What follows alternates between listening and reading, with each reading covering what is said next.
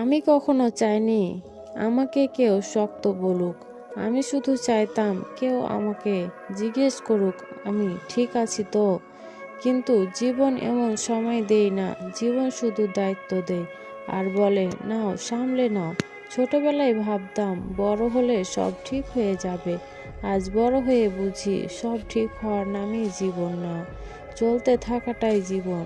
যাদের আপন ভেবেছিলাম সবাই পাশে থাকেনি, কেউ গেছে অভিমানে, কেউ গেছে প্রয়োজনে, আর আমি রয়ে গেছি সব কিছুর মাঝখানে দাঁড়িয়ে। কখনো হেরে গেছি কিন্তু হার মানিনি, কাঁদতে ইচ্ছে করছে কিন্তু সময় দেয়নি, কারণ আমার পেছনে অনেকগুলো দায়িত্ব দাঁড়িয়েছিল। আজ আমি বেশি কথা বলি না, কারণ বুঝে গেছি সব কথা সবাই বুঝে না। কিছু কষ্ট চুপচাপ সহ্য করলেই মানুষ বড় হয়ে যায়। আমি এখনো স্বপ্ন দেখি, তবে আগের মতো নয়। এখন স্বপ্নগুলো শান্ত, বাস্তব আর মাটির কাছাকাছি। আমি জানি না ভবিষ্যৎ কেমন, কিন্তু এইটুকু জানি আজ পর্যন্ত আমি ভেঙে পড়িনি। এটাই আমার সবচেয়ে বড় অর্জন।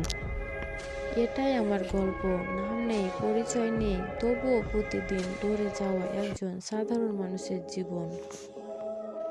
আমার গল্পটি কেমন হয়েছে অবশ্যই কমেন্টে জানাবেন।